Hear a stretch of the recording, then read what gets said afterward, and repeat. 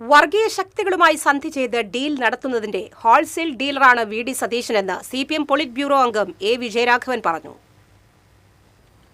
തൃശ്ശൂരിൽ മാധ്യമപ്രവർത്തകരോട് സംസാരിക്കുകയായിരുന്നു വിജയരാഘവൻ. ഈ തെരഞ്ഞെടുപ്പിൽ ഡീലുണ്ട് എന്നുള്ള വാദമാണ്. ഡീൽ എന്ന് പറയുമ്പോൾ ഒരു കച്ചവടമാണത്.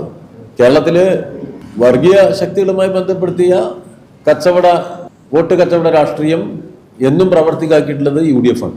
അവര് അതില് ചില്ലറ കച്ചവടക്കാരല്ല.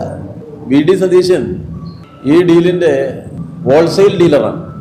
വർഗീയ ശക്തികളുമായി സന്ധി ചെയ്ത് വോട്ട് കച്ചവടം ചെയ്യുന്ന രാഷ്ട്രീയത്തിന്റെ കേരളത്തിലെ ഹോൾസെയിൽ ഡീലർ സതീശനും കോൺഗ്രസുമാണ്.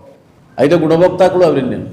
വർഗീയതയ്ക്കെതിരായിട്ട് വാചകം കൊണ്ട് സമർത്ഥിക്കാൻ ശ്രമിക്കുന്ന സതീശൻ ആരൊക്കെയാണ് കേരളത്തിലെ വർഗീയ രാഷ്ട്രീയ കക്ഷികൾ, വർഗീയ ചേരിയിലെ സംഘടനകൾ എന്ന് ഇന്നുവരെ പറഞ്ഞിട്ടില്ല. ആദ്യം അദ്ദേഹം ചെയ്യേണ്ടതാ ആ വർഗീയ ശക്തികൾ ആരൊക്കെയാണ് കേരളത്തിൽ. ഞങ്ങളെല്ലാം വളരെ വ്യക്തതയുള്ള നിലപാടുള്ളവരാണ്. ഞങ്ങളുടെ നിലപാടിൽ ഞങ്ങൾ എപ്പോഴും പറയുന്നുണ്ട്, തീവ്ര ഹിന്ദുത്വം ഇന്ന് ഇന്ത്യയിൽ അധികാരത്തിലിരിക്കുന്ന വർഗീയത എന്നുള്ള നിലയ്ക്ക് ഏറ്റവും കൂടുതൽ എതിർക്കപ്പെടേണ്ട വർഗീയതയാണ്. എന്നാൽ ന്യൂനപക്ഷ വർഗീയതയും നമ്മുടെ സമൂഹത്തിൽ പ്രവർത്തിക്കുന്നുണ്ട്.